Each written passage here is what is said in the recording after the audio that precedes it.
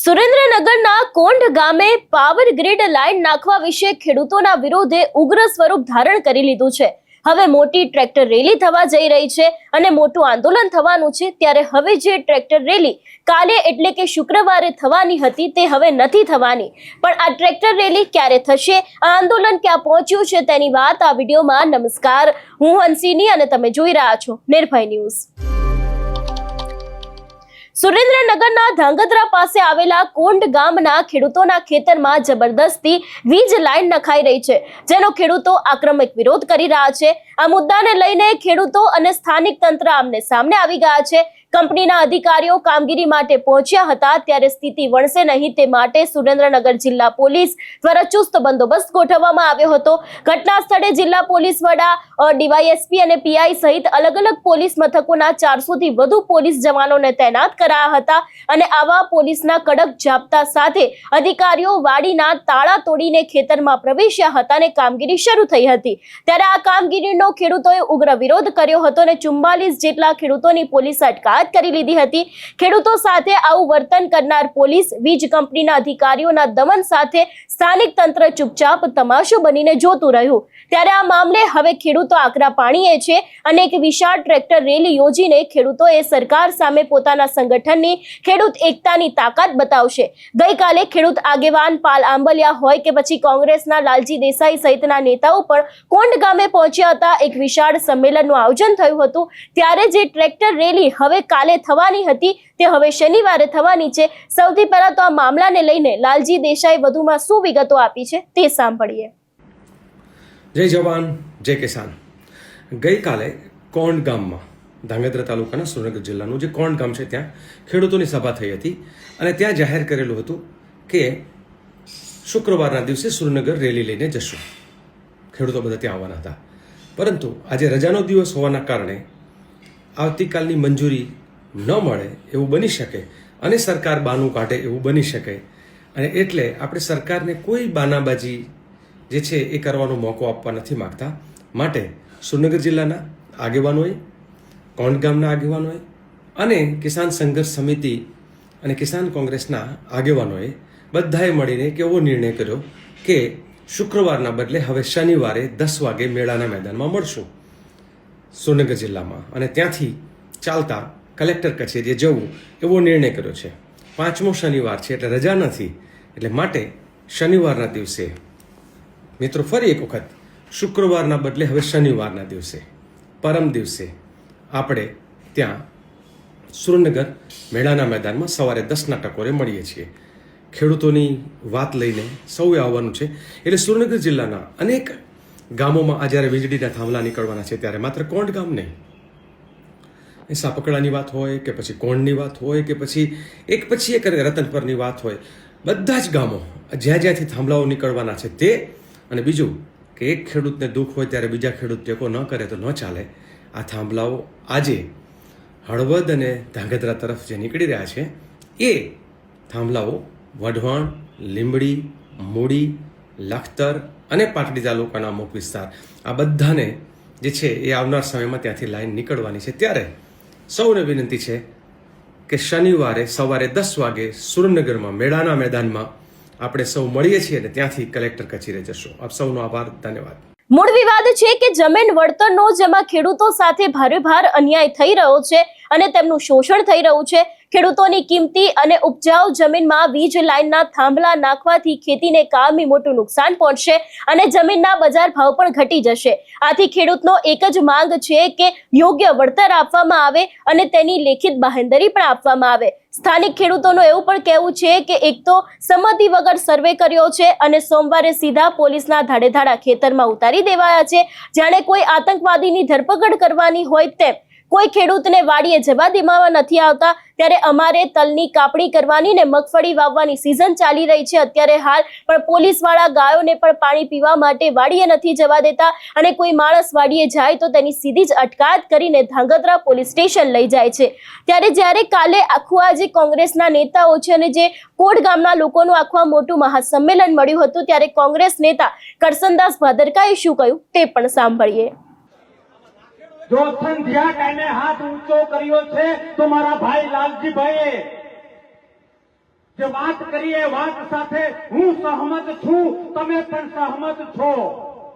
જ્યારે માંડવે જાન પહોંચે ને ત્યારે પીઠ ન બતાવતા, ત્યારે કોઈ પટેલ ન બની જતા, ત્યારે કોઈ આહિર ન બની જતા, ત્યારે કોઈ કોળી ન બની જતા, કોઈ ક્ષત્રિય ન બની જતા. તમે જે ધર્મના, જે જ્ઞાતિના હો, પણ જ્યારે ખેડૂત માટે કંઈક વાત કરવાની હોય, છાતી ઠોકીને કહેજો કે હું ખેડૂત છું, હું ખેડૂત છું, હું ખેડૂત છું. હાંડિયાના લીંડાની જેમ તમને ને મને છૂટા પાડ્યા, એટલે આ નરાધમો રાજ કરે છે. બાકી લોકશાહી એ કોઈના બાપની જાગીર ગઈકાલે પણ ન હતી અને આવતીકાલે પણ નહીં રહે. આ લોકોએ માહિતીની વાત કરી, કાયદાની વાત કરી, મારે એ બાજુ નથી જવું.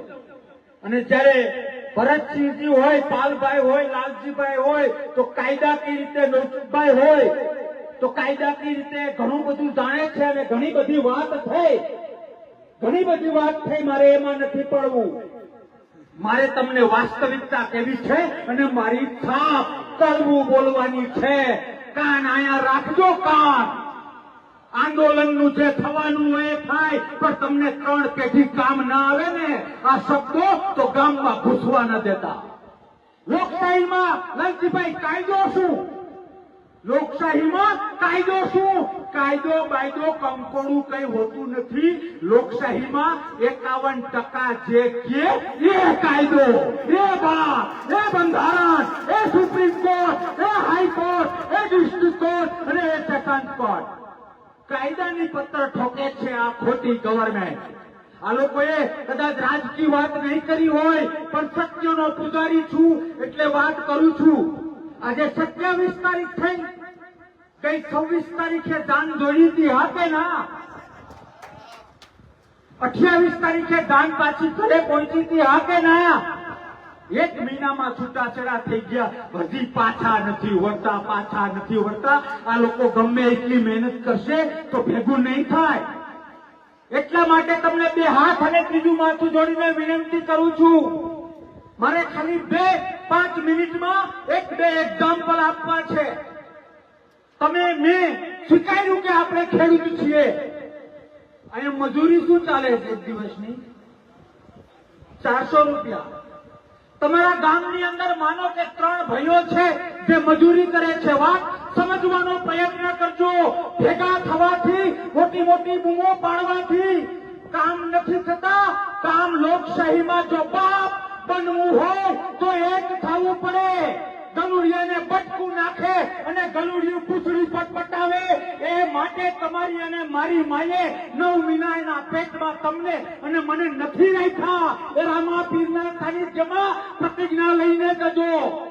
કોઈ બટકું નાખે ને આપણે પૂછડી પટપટાવીએ તો ભારત માતા કી જય બોલવાનો કોઈ રાઈટ નથી. જય કિસાન, જય જવાન બોલવાનો કોઈ રાઈટ નથી, હા કે ના? તમારા ગામની અંદર 3 મજૂર હોય પાલભાઈ, અને એ 400 રૂપિયા તમારે મજૂરી ચાલે. એટલે આપણે આ ટાઈમે મજૂર કેવા જઈએ ને કે ભાઈ કાલે આવીશ, હા કે ના? આકલા પડકારા જોઈએ આપણે. એ કોઈના બેસણામાં નથી આવ્યા. નરાધમ સરકાર સામે પડકાર ફેંકવો હોય અને લાલજીભાઈએ કીધું એમ માયકાંગલા વેડા કરીએ તો ન ચાલે. મારા શબ્દો યાદ રાખજો. આમને આમ ચાલ્યું તો 7-12 માંથી નામ નીકળી જશે. સાંભળો તો દૂરની વાત છે, સાંભળો તો દૂરની વાત છે. કારણ કે કોર્પોરેટ જગત આ ગવર્મેન્ટને વાલું લાગે છે અને ખેડૂતો એમના માટે સાવકા છે, હા કે ના? ચાલીને હા પાડો છો તો 26 તારીખે જાન જોડી ત્યારે નહોતું લાગતું કે આ ઘર ટકવાનું નથી, અમારે જાનમાં નથી જવું. ખબર હતી એ વાત કરું. મારે અમુક બાબતો લાયસન્સ છે એટલે હું તો બોલીશ. એ વાત પછી કરીએ. એ 3 મજૂર, તમે એક ભાઈને ત્યાં જાઓ છો કે ભાઈ મારે કાલે આ ભેગું કરવું છે, આ માંડવીનું કે ચોખાનું કઈ કામ છે, કાલે તું આવીશ? એટલે ભાઈ એવું કે ભાઈ હું 500 રૂપિયા મજૂરી લઈશ, 400 ચાલે તો. એટલે તમે એને એવું કહો કે અમે તમને સાંજ પડે 600 રૂપિયા મજૂરી આપીશું, પણ મારા વાલા તું મારું કામ મોસમ હાચવી લે. બીજા બે પાસે જાઓ છો, એ બે ખોટા એવું કહે છે કે ના અમારી પાસે ટાઈમ નથી, ખોટું એવું કહે છે કે અમે બીજાને આવતીકાલ માટે હા પાડી દીધી છે.